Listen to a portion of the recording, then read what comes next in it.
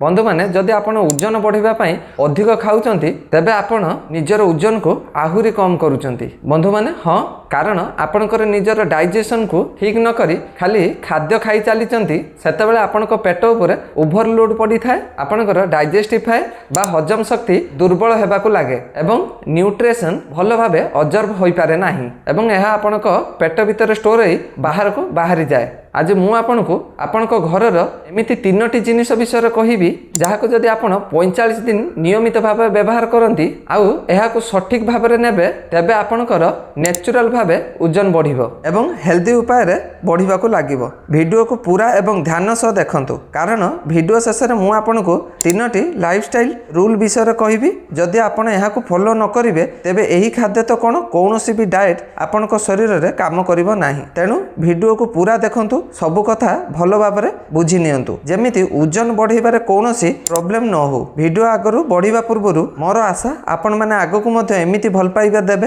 एवं सपोर्ट करिवे एवं आम उपरे एही विश्वास बजाय रखिबे। जदि आमर किछि भूल हुए तेबे आपण माने निश्चय आमको कहिबे एवं आमे आपणक पई भल कंटेंट बनै पारिबु। बहुत लोक मते कहंती सर मु तो बहुत अधिक खाउची पेट भर्ती करी खाउची तथापि ओजन बढ़ुनी काहेकि। पाचन अग्नि को ठीक करी सहजरे ओजन बढ़ाइबा पई एही दुईटी जिनिस आपन को बहुत सहाय्य करिवो। प्रथम होउची राति पई नर्सिंग मिल्क राति रे सोइबा पूर्वरु एहा को पीले बॉडी रे ग्रोथ हार्मोन भल भाव रे काम करे एवं टिश्यू तैयार हेबारे सहाय्य हुए। एहा को केमिति प्रस्तुत करिवे एहा को 200 ml क्षीर नियंतु एवं सेतिरे 2टी खजूर को छोट छोट करी काटी पकांतु 4-5टी पानी रे भिजा होइथिबा बादाम चुपा छड़े ताहा को काटी क्षीर रे मिसांतु सेथिरे गोटे चामच देसी गाई पकांतु क्षीर को भल भाव में थरे फुटाई दियंतु। क्षीर हल्का गरम थिबा समय ताकू धीरे धीरे पियंतु एवं खजूर को चुबई खाई दियंतु। द्वितीयटी होउची सकाळ पई स्ट्रॉन्ग बिल्ड ड्रिंक यह को आपण सकाळे प्राय 10 ରୁ 11टा मध्य नहीं पारिबे। केमिति प्रस्तुत करिवे राति रे 10टी कला किसमिस को पानी रे भिजाई रखंतु सकाळे एही किसमिस सहित गोटे पाचिला कदली को काटी मिक्सचर जार रे पकांतु सेथिरे गोटे बड़ चामच चना छतु एवं आधा कप पानी रे मिसई भल भाव में ग्राइंड करी गोटे भल सेक बनातु। एही सेक टी को केवल 10 ରୁ 11टा बेले ही पीबे यह को संध्या रे सकाळ किंबा राति रे पीबे नाही। एही खाद्य गुडीक शरीर रे सहजरे हजम हो जाए एवं आपनकर ओजन बढ़ाइबारे बहुत सहाय्य करिवो। जदि ग्रीष्म ऋतु चली तेबे आपण चाहिए एही सेक को ठंडा करी मध्य मध्याह्न पूर्वरु पी पारिबे। याको संध्या रे अति सकाळु किंबा राति रे पियंतु नाही। प्रकृत रे मोर एही कथाटी को आपण प्रथम कहिबार थिला कारण यह अन्य दुईटी फल को सठिक भाबे काम करिबारे सहाय्य करे। तबे शेष रे मु कहूची याको भल भाबरे बुझी नियंतु। जदि आपणकर हजम प्रक्रिया दुर्बल अछि यह आपणक पेट को मध्य हल्का करिथाए एवं चलंतु सेही 3टी नियम विषय जानिबा जहा बिना आपण सठिक भावे ओजन बढ़ाई पारिबे नाही। प्रथम नियम होउची खाद्य को धीरे धीरे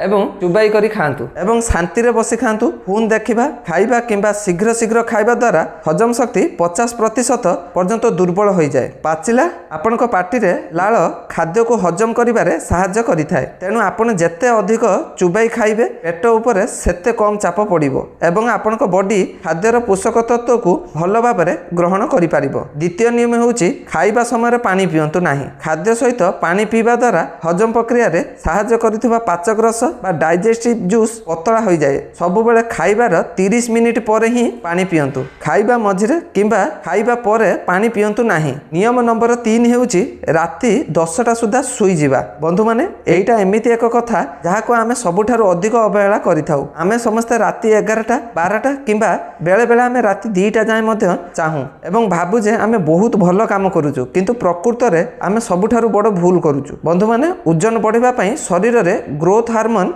निहाती दरकार। गवेषणारू जना पड़ी जे गभीर निद्रा समय विशेषकर राति 11टा ରୁ 2टा मध्य यही हार्मोन सबुठारु अधिक तैयारी हुए। सेथिपाई बड़ लोक माने जहा कहउथिले ताहा सत।